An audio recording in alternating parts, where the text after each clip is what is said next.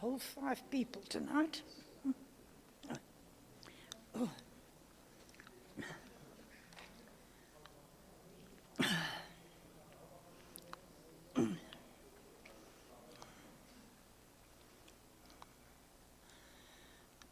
Just wait for Mary, and then I think it's Mary, yes, and then we'll start. Been told we have to start, it's time to go live stream. Well, good evening, all 6 faithful people. Thank you for coming out in the cold. Yes, I'm going solo tonight because, of course, Grant's away on retreat. And Fiona's living it up in Hollywood. She's having a wonderful time. She sent me some photos. She's been to the Dodgers Stadium and she's walked on what's it, that Road of Fame, you know, where they have all the stars. Yeah, she's been really having a great time. Her son has spoiled her tremendously, which is super. Yeah, okay, so let's open in prayer. We thank you, Lord, that you are faithful, that you are here with us each time we meet. I thank you for your mercy, for your love for us above all, and for your patience with us as we bumble along through life. I thank you for your grace and I ask for your blessing on tonight's proceedings. Amen. Tonight we're doing reparenting, which is one of my favorite topics. I think for most people the thought of sort of reparenting is rather an odd one, but I'll tell you where it comes from, because we all tend to think, okay, our parenting or having been parented is over a long time ago. But I don't know if you aware of the fact that we actually have 2 brains, an old or primitive brain and a new one. And the old one, which is situated at the base of the skull, is the primitive brain, as I said, and all it does is register emotions. Okay? It can't reason or think or anything like that. It just registers emotions or trauma or happiness or sadness, that sort of thing. Whereas the new brain, of course, we know, we are all sorts of different cognitive functions. But why I mention this about the old brain is because when we are little, all of our so-called perceptions or feelings that we have are stored there in the old brain. And the thing about the old brain is that there's no time. So to them, whatever happened is constant, and it never changes. So in other words, any trauma that you might have had as a child will stay there in that old brain forever and a day. And it's only, of course, as we go through the healing that occurs in the new brain. But the minute we are subjected to something which is either similar or better or worse than what we experienced as a child, the old brain will immediately bring up those feelings and emotions that it experienced at the time of the trauma. Which is why, one wonders, why do I keep recreating situations? Why do I keep feeling this way? And that's why, is because it's indelibly printed on your old brain. That doesn't mean to say, though, that we can't be healed from them. Yes, we can. Otherwise, I think, it would be pretty hopeless if we couldn't. And this is where we need to do the work. Most of us have had some kind of trauma, or even if you don't want to call it trauma, just feelings that were hurt, parents who weren't perfect, just as we're not perfect. And consciously or unconsciously, they hurt us as we were growing up. And because of, it's not about blaming the parents, they more than likely did the best they could. And they, of course, were the product of their parents. And so it goes on and on and on. I know when I think of my mom, she really didn't have the first idea of how to be a mom. But then when I look at her background, it's not surprising. Her parents were divorced, and when she was 2, and she was sent down to stay at the Schoenstatt nuns at the time when she was 2 years old on the train with a ticket around her neck. And that scarred her tremendously. And so as I got older and I went through my own healing, I came to understand why she was the way she was. It wasn't an excuse, but it was a reason why she was like that. I still had to deal with the aftermath of who she became as a result of the traumas that she experienced. And the same will be for you. You will be the product of your parents, and whatever, they will be the product of their parents, and so it goes on and on to the time of Adam and Eve. Yes, so when we're little, as I've said, we don't understand these things that are happening to us. I'm sure most of you know that children are very subjective. Whatever is happening, they think it's their fault. I'm sure you know that when children, our parents are getting divorced, they often will say, I mean, was I naughty? Is that why you're separating? Or that why you're getting divorced? Because, cognitively, they think they're the center of the universe. And so when parents fight, the child will try to make it right because they think they're the ones that are naughty. And you'll often hear a child will say, Mommy, am I naughty? Am I being bad? It's because they think they're the center of the universe, and everything that happens as a result of something they did or didn't do. So we pick up all sorts of comments and statements and so on that we make about ourselves. And I think I've mentioned before too, we don't have a lot of reasoning at that stage. And so we just come up with these statements about ourselves that we perceive to be accurate. I think I've also probably said lots of times, and my mom was a very unaffectionate person. She always used to say that she loved you. I heard about it via other people. But if I went to kiss her goodnight, she would turn her cheek. She didn't like any form of sort of physical affection. And as a young child, I was convinced that it was because I was unlovable. Because everybody knows in the fairy stories that mothers love their children. And if my mother didn't love me, it must be my fault.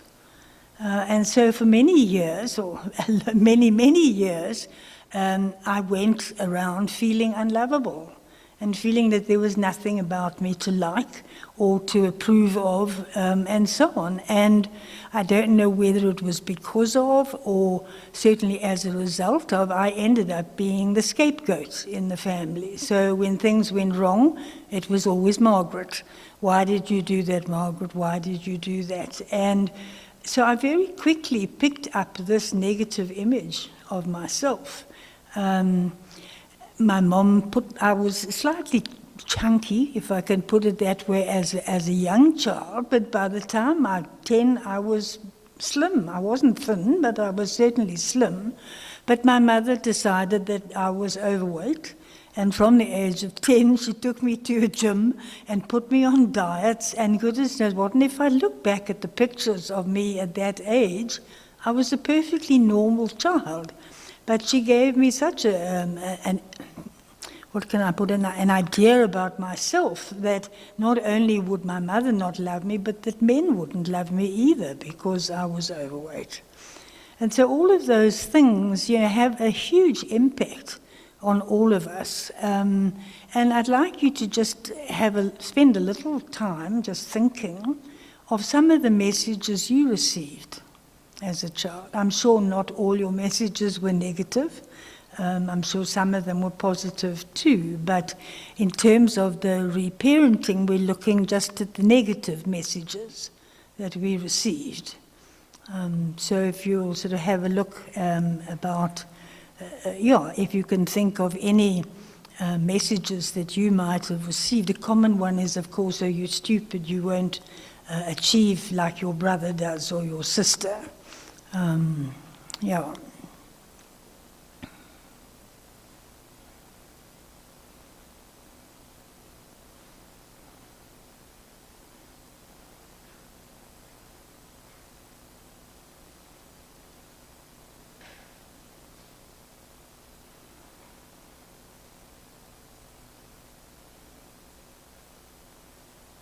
There is a space on the sheet in the front that you can write some of those messages down.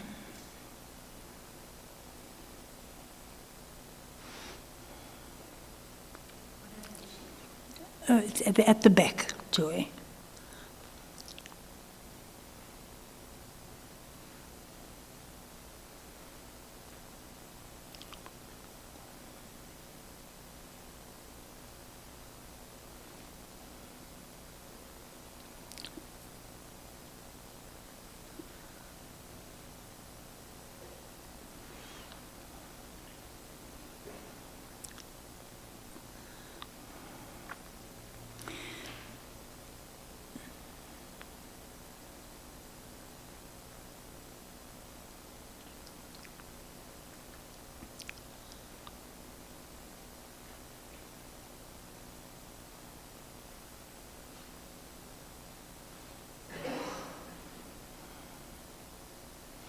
I don't want to put all the blame on our poor parents. I mean, there are plenty of other people also who leave bad messages on our hearts. Teachers are prime ones for that.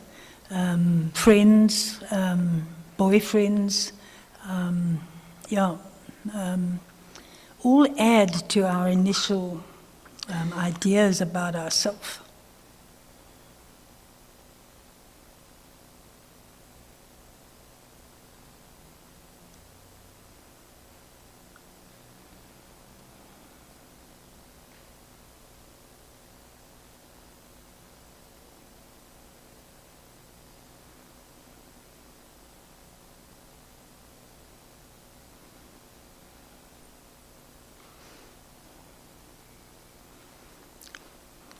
Anybody brave enough to share a message?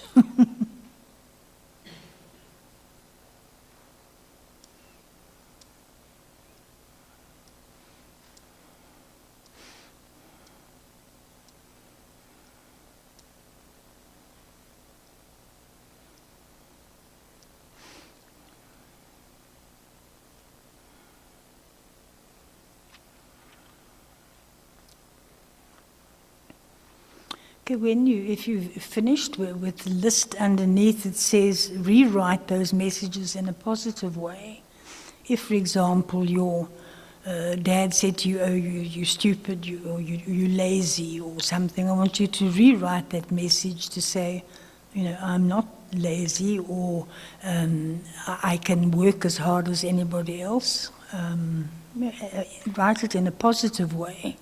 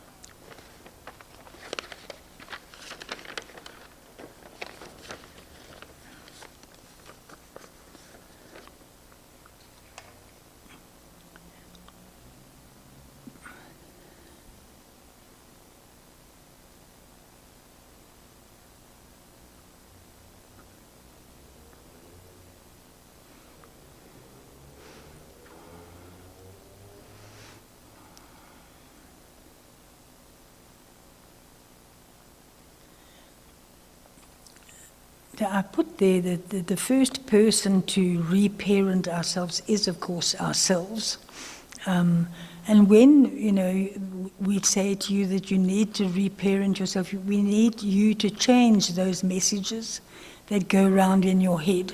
I'm hopeless at this, or I can't do maths, or, whatever, and to change those into positive statements.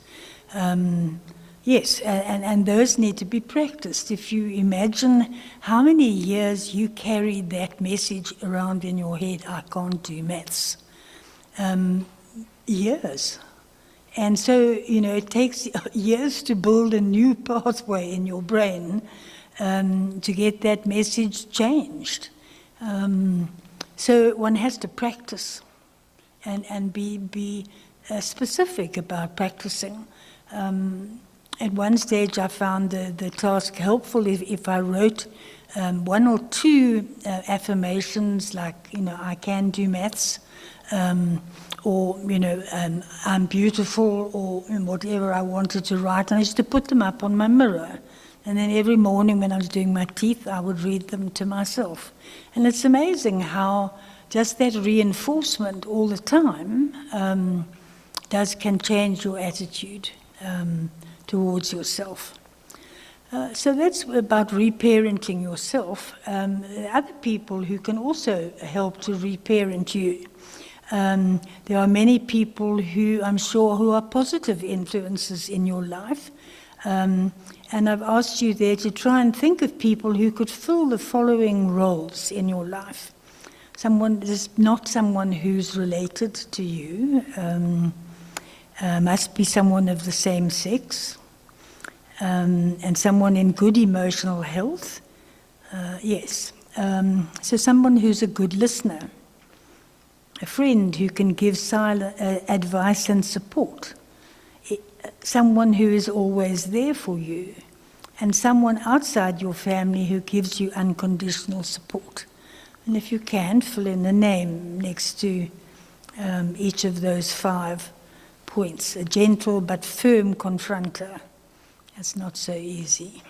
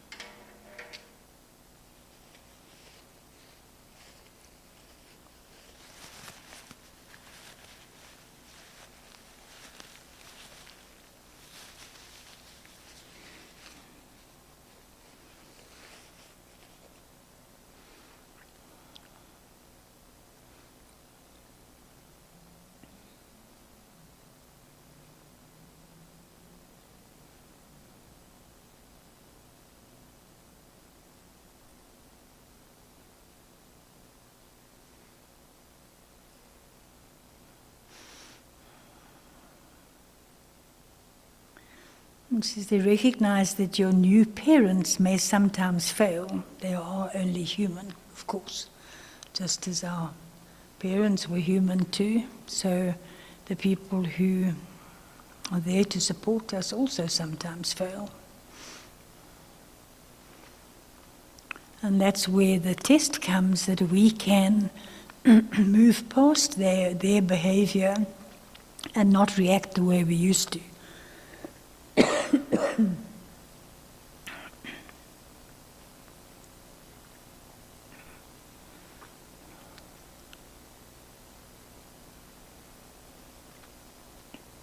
Sue, would you be able to get me some water? Sue, would you get me some water, please? Thank you. There should be a glass in the bathroom. Oh. Thank you. There's one here. Thank you.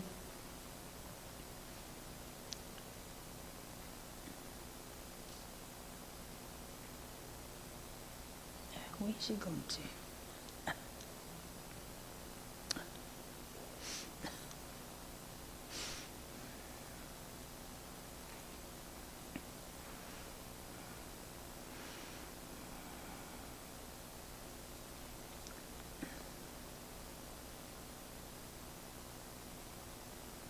In this bathroom.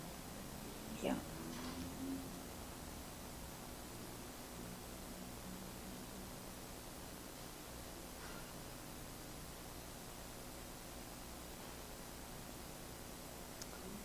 Oh, is there no glass in there? All right, don't worry, I'll be fine. Thank you, Sue.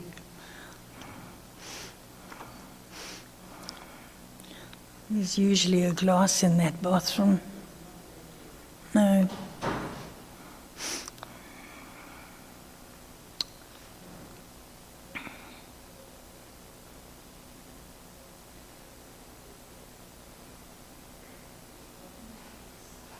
Sorry? It's fine, thank you. The frog is gone, I think. Okay, then the last person, and I've left him to last. Of course, he isn't last, and that's God. Having a fulfilling relationship with God will give you the fullest love tank that you could possibly hope for. And it's, leaving God to last is not because I think he's the least important. He isn't. But, I put the others first because it's important not to say only God can help me. We need people. It's people who hurt us, and to some extent we need people to repair that hurt. And we need God put us on earth to be with people and to uphold each other and support each other. And so obviously when all else fails, but we can always go to God. When there are other people not around, or as a first port of call. I'm sure, thank you so much. Where did you find the glass? Okay, thank you. And,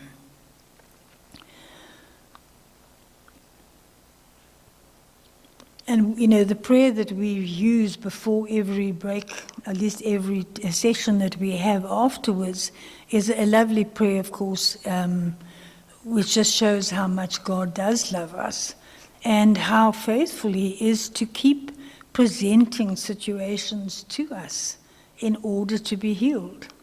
Some people say, well, I can't understand why I keep meeting the wrong man, for example, or the wrong woman, or I keep making the same mistake. And God will be faithful to keep producing that test for you to overcome it, because He wants your abundant healing. And He wants you to live an abundant life.